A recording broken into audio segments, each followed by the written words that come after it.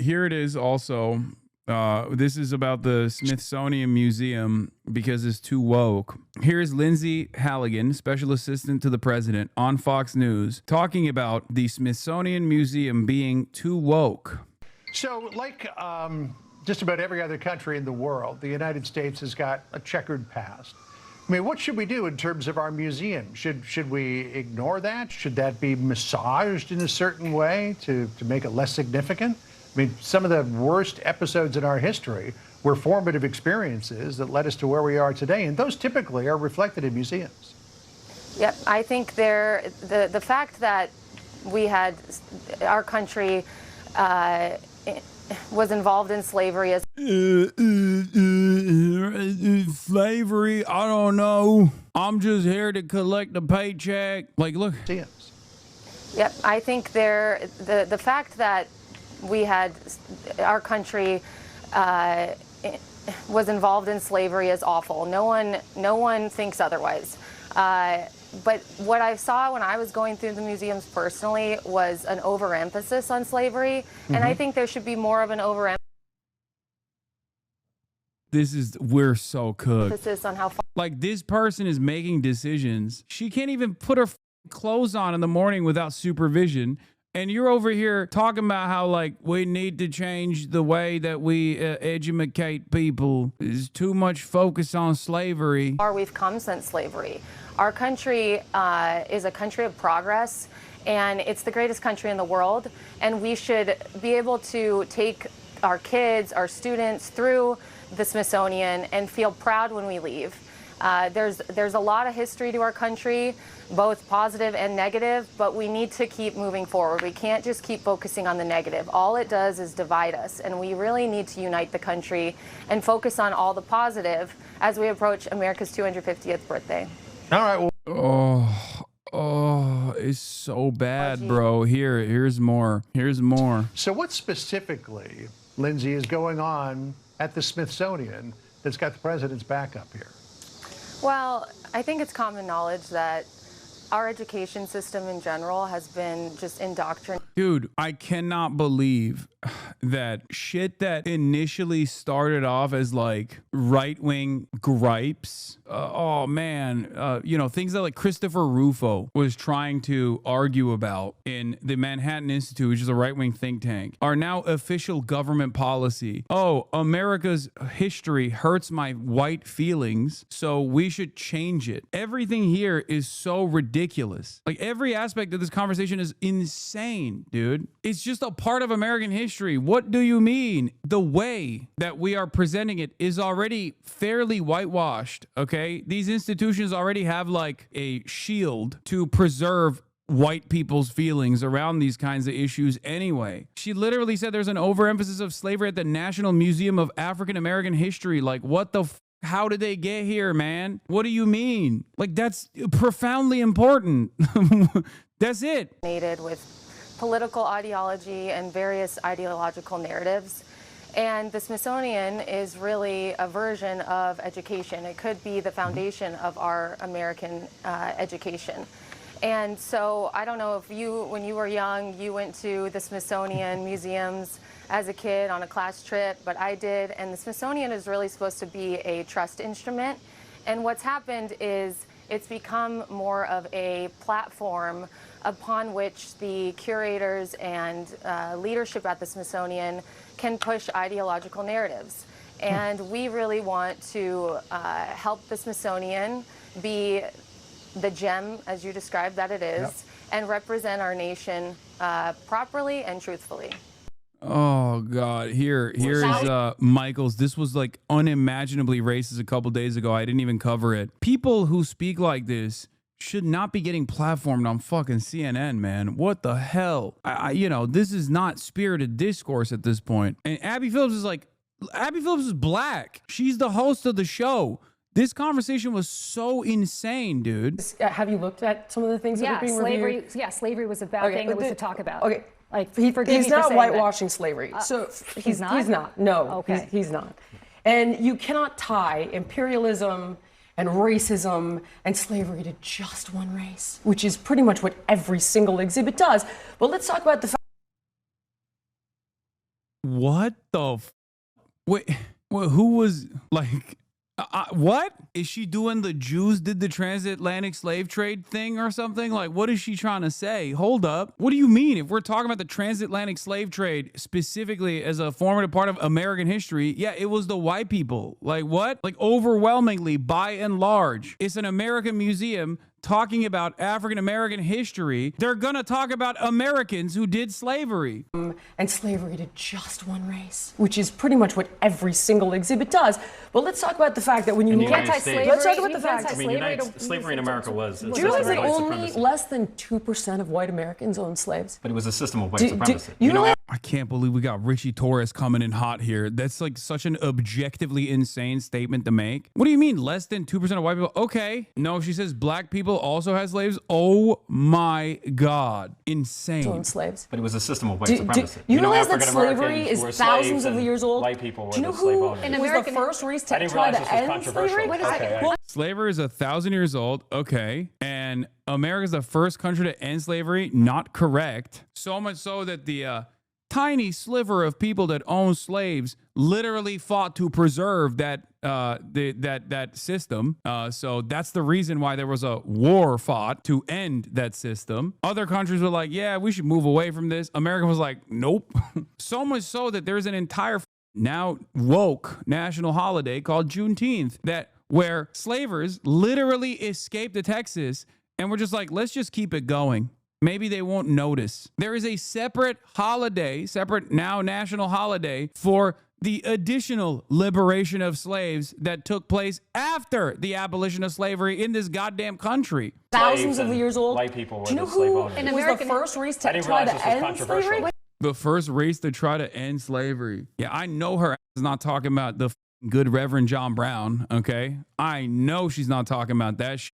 This is such a Trumpian thing, too, to be like, white people preserved it, maintained it, and they enslaved black people. It is different from other forms of slavery because of how unimaginably cruel the practices were and how it was defined by a genetic ancestry, the notion that black people were inferior and not human and simply cattle. The practices were so ruthless and the people actively defended it and fought and died to continue the maintenance of this system. And in 2025, you still have people going, well, white people ended slavery. That is crazy, man. Yeah, we started it, but we also tried to end it is a hilarious thing to say. That's why I said it's a Trump route. Yeah, I broke it, but I could continue breaking it. But here I am, no longer breaking it. Shouldn't you actually appreciate me for that? Israel could do a much worse version of the genocide that it's currently doing if it wanted to. Shouldn't you praise Israel for not doing the an even worse version of the genocide that it's doing? It's always the same shit. Okay, well, what's controversial? I'm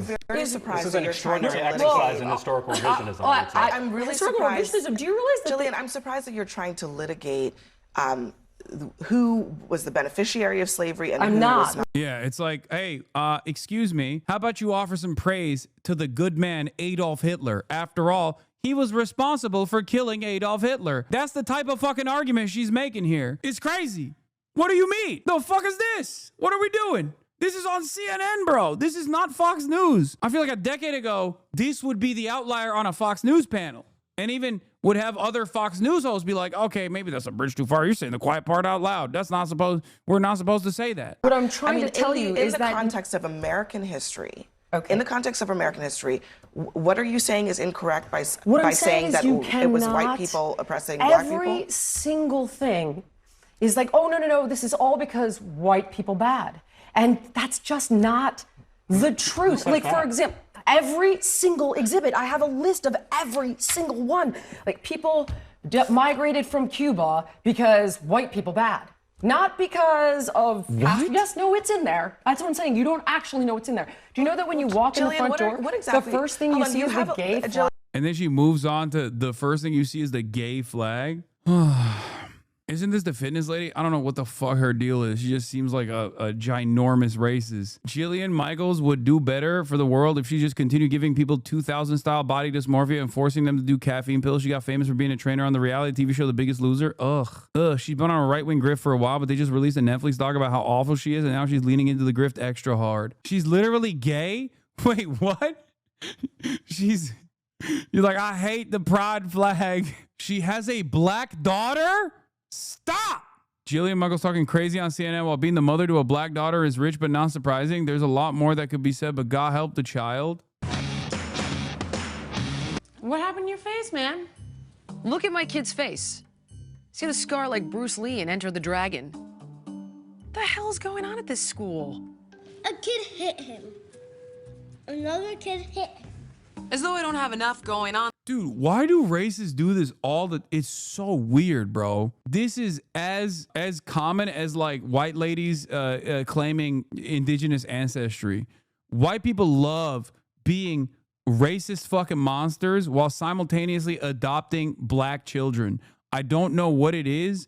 I just don't understand like where it comes from in their brain. It's the same shit. It's like, dude, Michael Penis has an adopted black son. Did you got when I found out, it blew my fucking mind. It was she who told me about it. Mike Johnson has an adopted black son. Laura Ingraham has adopted children from like El Salvador. Laura Ingraham fucking Sig Heiling every night at Fox News doing the Ingraham angle. Okay, the angles, when you look at it, the swastika. She has adopted children from like Guatemala and El Salvador. It's a very strange thing. I don't understand it. They're like, I'm so racist, I want to fuck up the life and existence of like a literal black person or a person from like any number of different countries that I'm like actively advocating to destroy. There's nothing inherently wrong with transracial adoption, but there's this whole thing, especially among evangelicals, where they're basically doing white man's burden, where they have to take in the poor black and brown children and make them enlightened. Yeah, I think that's what it is, right? Because like, to me, when I see stuff like that, it doesn't automatically mean, unless someone is like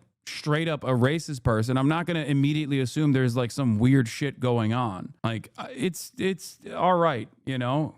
Like I'm not an advocate for like no transracial adoptions or something, whatever. But I have seen a weird amount of people that have truly fucked up takes about black and brown people who have then turned around and adopted black and brown children, and it is strange. The number she used of 2% is a misrepresentation of the population of slave owners because they're only counting landowning white men rather than the whole household that would take advantage of those slaves, not to mention that one white man could own hundreds of slaves. The fact that no one on that panel pushed back efficiently is fucking disgusting. Yeah, there's that too. What is it? I think it comes down to like 25% of the population, right? Also, it doesn't even fucking matter because they fought to preserve it. The South in its entirety fought to preserve it. What are we talking about? Oh, 2% if you include the North, 20 to 25% if you focus on the South. And, you know, damn near 100% of white people still benefited from it in the racial hierarchy that existed in the South, and an overwhelming majority of them fought to preserve this system. And a decent chunk of them still fought to prop up the same racial pecking order in the South in the Reconstruction period that they successfully undermined and destroyed. Like, why the fuck are there so many racialized disparities in this country to this day? Even the abolition of slavery still has an allowance for slavery through the prison system. It's in our laws. Slavery as a mechanism of punishment is still very much constitutionally A-okay. I don't see the fucking point though. Why is this even a topic of discussion? Slavery happened. The black were oppressed and the whites were the oppressors. What is this obsession on the slave owner's skin color? On God, I don't understand Americans. The focus on it comes from the fact that people want to literally whitewash incredibly damaging aspects of American history because it all goes back to the assumption that black people are in their positions in American society, in contemporary American society, because of their genetic inferiority, rather than because of, again, an accurate history, an understanding of the historical events that unfolded and the continued racial dominance that exists in this nation. If you don't learn the lessons of the past, you are doomed to repeat them. And these guys are actively trying to undermine an accurate reflection of President history. Trump says he has instructed his lawyers to scour through America's museums. It's so funny because nobody ever says, hey, Trump, why are you too focused on how sad the history of slavery makes you feel? People only fucking turn around and go, why are you calling this racist? Classic. It's not the other person that's being racist that's a problem for you. It's the fact that someone is calling that out accurately for what it is. That's the issue. Okay, so you don't give a shit about racism at all, it seems. You're so woke. Oh my God, shut the fuck up, dude. Jesus Christ. I want people to learn. I want people to know the actual history. That doesn't mean I'm woke or whatever the fuck you think woke is. I hate this shit, okay? Yeah, I'm woke, dude. I love woke, okay? I'm woke as fuck. It's so stupid. People genuinely do not realize that they are advocating for their own demise when they do shit like this. They don't realize that they're like advocating to learn the wrong thing. And then one day, when the dust is settled, they'll turn around and be like, how do we get here? How do we fucking get here? I don't know, man. For the last 30 years, you've been actively undermining education in this fucking country by claiming it's woke. Maybe that's part of it. Maybe that's part of how we got here. Wow, knowing history. How boring. How woke. That's literally how these guys started this fucking conversation, by the way. By just saying, this is woke, this is CRT, this is making white people feel bad. And now they're implementing censorship. Call it for what it is. This is cancel culture, actual cancel culture. This is actual censorship. This is an actual First Amendment violation. Republicans have always been the champions of cancel culture, champions of anti-free speech, while simultaneously constantly fucking chirping about how much the left actually wants to cancel and the left wants to censor people. Cancel culture and First Amendment violations, happen at the point of the government intervention. That's what the Republicans have been doing every time they demand book banning, every time they demand censorship over educational materials. That's what they're doing. That's what actual First Amendment violations is. But ask the average American in this country right now, they literally all will tell you collectively, nah, it's the left. It's the left. They're the biggest pussies around. They're the ones who want to cancel shit. Because that marketing has been so clever. It's been so insidious. There has never been a moment throughout this country's history where it wasn't actually reactionary forces that have actively undermined the First Amendment, whether it be the McCarthyist, Red Scare trials that took place, all the way to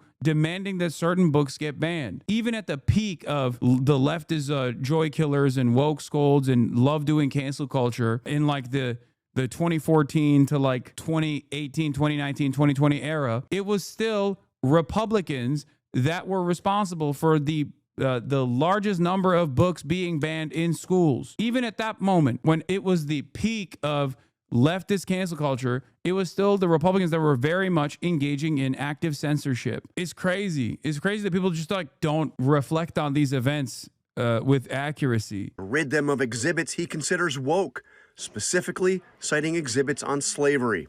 President Trump targeted the Smithsonian museums, saying they are, quote, out of control, where everything discussed is how horrible our country is, how bad slavery was, and how unaccomplished the downtrodden have been. Back in March, the president signed an executive order directing the Smithsonian. And by the way, the reason why I always talk about like how insidious and how pervasive white supremacist thought is that it is such a formative part of social conditioning living in the United States of America that even like sometimes black people will also entertain this shit. Not this to this degree, but like when you get educated in a white dominant society, you end up reflecting that kind of ideology without even realizing that you're doing it. No, I'm not even talking about Kanye West. Like those are the most extreme examples. I'm talking about people that also do like the left is being so woke shit, not realizing that like all of that is unironically just a reinforcement of white dominance. Smithsonian Institution, which runs more than 20 museums in Washington and elsewhere, to, quote, celebrate American exceptionalism and remove divisive or partisan narratives. Last month, the Smithsonian removed references to Trump in an exhibit on presidential impeachments in the Museum of American History. Mentions of Trump's impeachments were later restored, although with changes. Now he's complaining about exhibits on slavery, although during his first term, he visited the Museum of African American History and Culture, which tells the story of slavery and celebrates African American. It's called Double Consciousness. Du Bois, black sociologists discussed how black and brown people see themselves through the eyes of white society. Yeah, that's where the pick your pants up style black conservative attitude comes from. American accomplishments, and he called it a, quote, truly great museum done with love. It's not clear whether President Trump actually has the authority to tell any museum, including the museums of the Smithsonian Institution, what to put on display. The American Alliance of Museums, which represents museums across the country, says that no president has the power to impose the kind of review that Trump says he is now ordering. The organization has warned that the president's actions represent a, quote, growing threat of censorship against museums in America. Mary? Yeah, lots of questions about where this goes from here. John, thanks.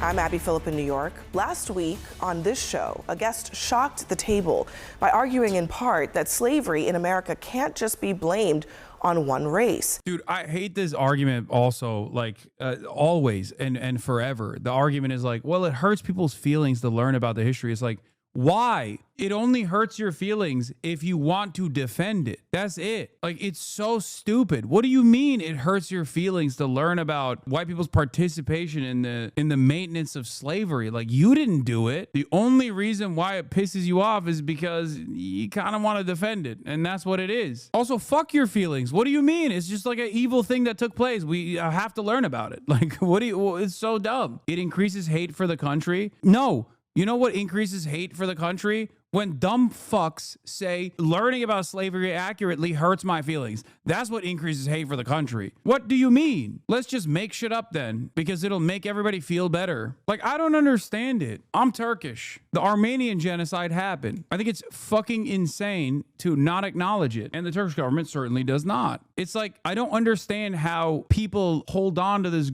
gripe to deny historical atrocities. Like, why would it be something that you are still, like, the only way that it's still connected to you now is if you refuse to reckon with it. If you refuse to understand it. The only reason why you oppose an accurate reflection of history is because you kind of either like the events that unfolded, or you're still trying to, at the very least, like, continue to defend it, and you take advantage of the lack of knowledge. And that museums put too much focus on the role of white people who participated in that terrible institution. And now tonight, that same argument is being pushed by the President of the United States. Donald Trump says that one of the reasons for his crackdown on Smithsonian museums is, quote, everything discussed is how bad slavery was. What we try to do on this program is create a platform for discussion and debate. It's also so funny because, like, Republicans will always be like, oh, well, you know who defeated slavery? The Republicans. Abraham Lincoln was a Republican.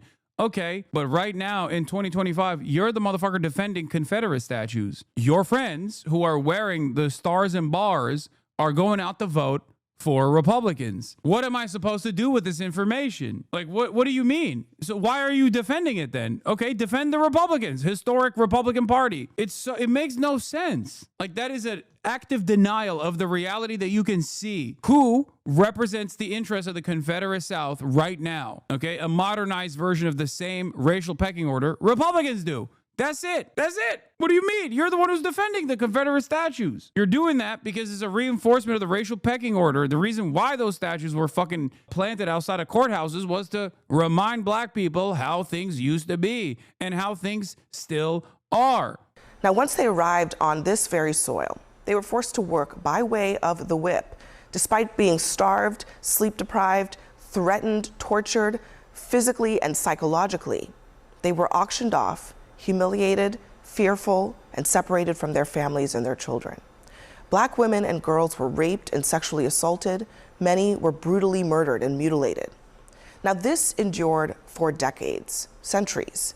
And even in the places where slavery was not legal, institutions from our banks to universities were built on enslaved labor. Oh, Abby, this is hurting my feelings. Why are you talking about this? It's hurting my feelings. Oh, man. Oh, I hate hearing about this. It's like, dude, that's what you sound like. Like, if you're the type of dude who's like, nah, this hurts my feelings, I would rather not learn about this. This is fucking insane. What do you mean? It's like incredibly important part of American history. Of course people are gonna fucking talk about it. Why the fuck do you think the Civil War was fought? Like, what? It's so stupid. I can't believe it, dude. We're at that stage now. It's like talking about modern German history without mentioning the Holocaust. The fuck? And for many of the white Americans who did not personally own slaves, They benefited from a caste system that concentrated wealth and political power in their hands. So, when we acknowledge the existence of Black people who operated George Washington's Mount Vernon or the Black hands that built the White House, we are acknowledging the existence, the perseverance, and the contributions of the souls that white supremacy sought to erase.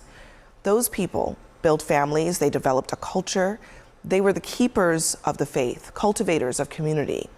And they are the ones who deserve credit. This also is important to understand, like, Black identity. The reason why you can point to a Black culture, but you can't really point to a white culture outside of what it's not, which is its proximity, its distance rather to Blackness, is for this reason. Because Black culture, African American culture, was designed, was created, born out of this chattel slavery system that engaged in the cultural erasure of Africans that were forcibly sent here as cattle. That's why there is a thing that you can point to as Black culture, because it's born out of the collective identity of people who were enslaved and had their culture, their language, their ethnicities removed. Pointing this out is not reverse racism. It's just the truth. In America, white people can point to being Polish, being Greek, being German. Some of these were not considered white initially as well, but have obviously gotten under the being Hispanic, under the umbrella of whiteness now. You can trace your lineage back to whichever ship your great-great-great-grandfather or grandmother took. Black people don't have that. That's why they're Black. Yes, Italian too, Irish. It's so crazy that any sort of discourse around this is met with so much animosity because it makes people feel bad. Like, what the fuck are we doing, man? It's ridiculous. And then you have to constantly find yourself in a defensive posture against people's feelings. Like, I can't, what am I supposed to do? That's your problem. It's a thing that happened. And it's important to analyze the thing that happened, especially when you are reflecting on contemporary Black existence. This is a very important thing that happened that still plays a formative role for forcing America to rid itself of the stain of slavery. Now, all of this information, these stories are from the Smithsonian's African American History Museum. And I share this not as a lecture for you, but as a lesson. America, the superpower, is largely possible only because of the superpowers of people who went lifetimes without the same rights of generations who were boosted from their backs. True history should include everything. Yes, the evils and the horrors too. And museums are supposed to be places that protect those stories, the images, the lessons, the very things that inform so much of our current state of our republic, from racism to poverty. No matter how painful, or in the president's words, how horrible the lesson. Now, just listen to one formerly enslaved man describe what slavery is like in his own words. You know what I'd rather do? If I thought that I'd ever be a slave again, I'd take a gun and just end it all right away. Because you're nothing but a dog. You're not a thing but a dog.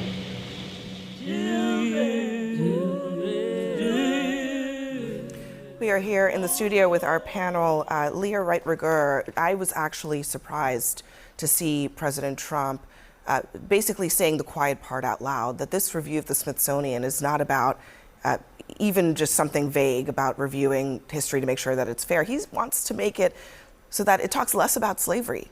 What does that say to you? Well, I think it's an effort. It's part of a larger effort to both stainwash and whitewash American history, and essentially erase all of the parts and disappear all of the parts that make Americans, that make President Trump uncomfortable, that feel distasteful, that are a reflection of. I don't know how Abby Phillip will do it, but if I hear that motherfucker Scott Jennings say some fuck shit here, I might have to tune out. He just so, oh my God, he's gonna say some shit. I know he's gonna say some shit. The actual real and horrific parts of our history. And I find it a little ironic. You know, earlier today, as I was listening to some of the commentary, my first thought was, wait a second, I wonder if the president has actually ever visited any of the Smithsonian museums. And then I remembered that in 2017, he actually took a tour of the National Museum of African American History and Culture. Let me just play, actually, what he said during that tour. Listen to this. I had the privilege of visiting the National Museum of African American History and Culture right here in Washington, D.C. It's a new, beautiful Smithsonian museum that serves as a shining example of African Americans' incredible contributions to our culture, our society, and our history. It also tells of the great struggle for freedom and equality that prevailed against this. You don't understand, he was woke back then. He was also, because that was the meta. Sins of slavery and the injustice of discrimination. The work and love of the people who helped create such a masterpiece is a testament to the legacy of so many leaders it honors. So was it that he didn't believe what he read from the teleprompter as he recorded that video, or what? You know, I'm really struggling to understand in a lot of ways, particularly. Question, Hasan, this isn't coming from someone who supports monuments to slavers, but would you consider taking those statues down as an erasure of history? No. A monument is a testament. A monument, specifically ones that were dedicated to slavers, are created to remind people the racial pecking order. That's the reason why those statues weren't even actually fucking propped up in the immediate aftermath of the Civil War. They were propped up during periods of racial unrest, specifically during the civil rights struggle. You're not gonna fucking forget about Robert E. Lee if your school is not named Robert E. Lee. You're supposed to learn about him in the books in your school. It's ironic because even Robert E. Lee at his deathbed recognized that he took a fat fucking L and said that there should be no monuments to the Confederacy because they tried it and they failed. And in the interest of unifying the country, it would be best to just let bygones be bygones. You don't put up a monument of someone like that in order to remind people of the worst aspects of history. You put up a monument like that to celebrate that person.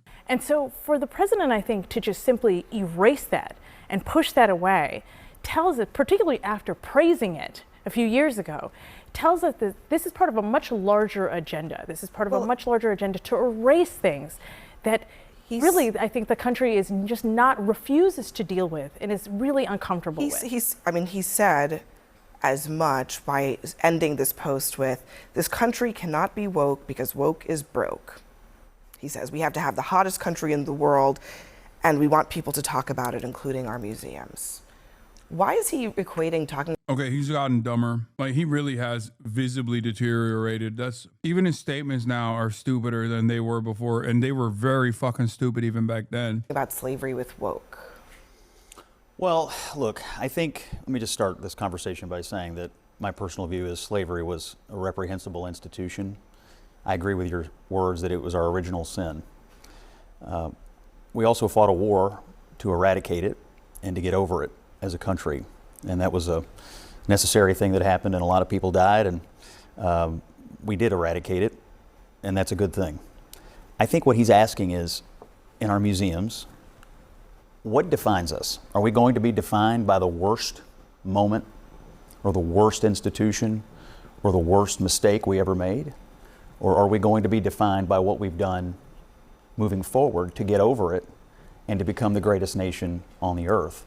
My belief is that he wants... First of all, we can't even fucking... What do you mean get over it? He's like, it's the original sin, but we got to get over it. It's crazy.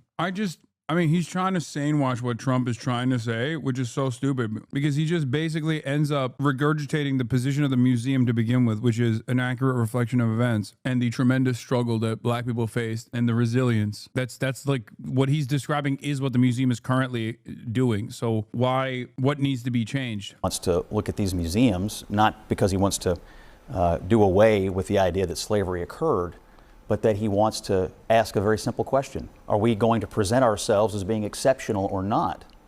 And I think he believes there is an effort by some to continue to try to define us from our worst moment instead of try to focus and define us based on our best moments, which started when we eradicate. For the record, that lady that's sitting there is Joe Biden's State Department spokesperson. She works for a PR firm that is now doing PR. I think it's called 7 Letters. Is now doing PR for the Gaza Holocaust Foundation, GHF, the fake aid distribution mechanism that they created. Just so you understand how fucking disgusting a lot of these monsters are. Oftentimes, it's not just the racist white man who is a major piece of shit on that table. You know, he is still the biggest piece of shit there. Make no mistake. But, you know, there are others as well. Do not let them run away with it. Slavery and began to move forward as the light of the world. And so that's what I think. Museums, that's what makes us an exceptional nation, is because they tell the history and the story of our country.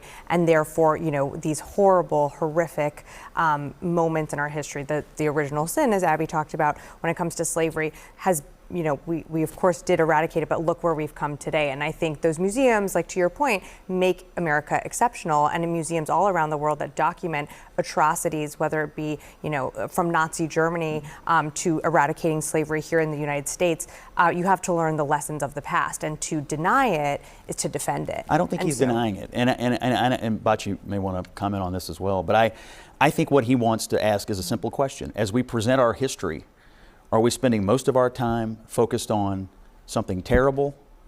Are we going to spend more time as we enter our 250th anniversary focused on what this country has done to improve the lives of every single person? Brother, I don't know what these guys think the purpose of a fucking museum is. Like what? Like museums are not supposed to be presenting like a future vision of what things are going to look like in the future. It's the history of African Americans in the nation that's doing its function. Who lives here? We are the light of the world for a reason, because we're an improving commodity. The question I ask when I hear you say that is, why? I mean, the idea that slavery happened, it's hard to understand what we've overcome if you don't even talk about what it was.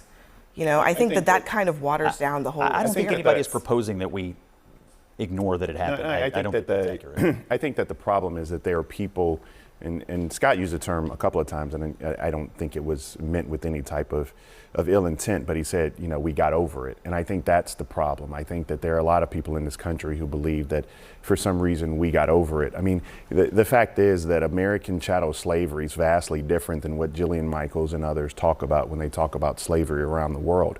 I mean, the chattel slavery system that we had was extremely transactional. It was actually codified in law, and it was based upon the color and race, as you so eloquently pointed out in your opening. And so not only when you think about that portion of where we are. Finally, a panel where I hear Bakari Sellout speak, and it doesn't fucking immediately demand a blood-curdling response. Once again, another fucking pro-Israel awful person on the right side in this argument, of course, but just make no mistake. 26 of our first 30 Supreme Court justices owned slaves. The people who are on our money every single day owned slaves. United States presidents, members of the United States Congress owned slaves.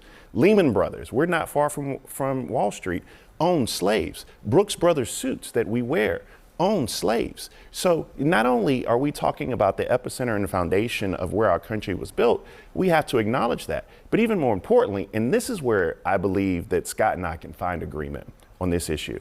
Boo. Breon and Megan Walker, two of my best friends in the world, their dad was the first African-American SGA president at the University of South Carolina, right?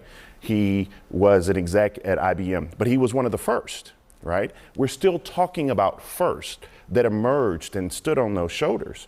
I tell the story often about my mom and dad. My mom helped desegregate high schools in Hamilton High School in Memphis. Baya Unger Sargon of Akkad's there? Oh, hell no. Is there like a contingency on CNN panels where you have to be pro-Israel, by the way? Like, as long as everybody is in agreement that Israel is the most moral nation on the planet, you can have any argument you want, any back and forth you want on other issues. Like, every single person that we saw so far, with the exception, I don't know, of the First Lady, is quite literally a pro-Israel mouthpiece. Incredibly strange. Tennessee, my dad shot in the Orangeburg Massacre. This is a part of my story. This isn't some faint, distant history. Yeah. And so the reason I bring that up is because I think that American exceptionalism talks about the fact that Black folk help, enslaved folk help build this country for what it is. They built Washington, D.C., but all of us are around this table. Abby, myself, all of us, not just Abby and myself, all of us are around this table because of the sacrifices and the blood and the sweat and the tears these people poured in.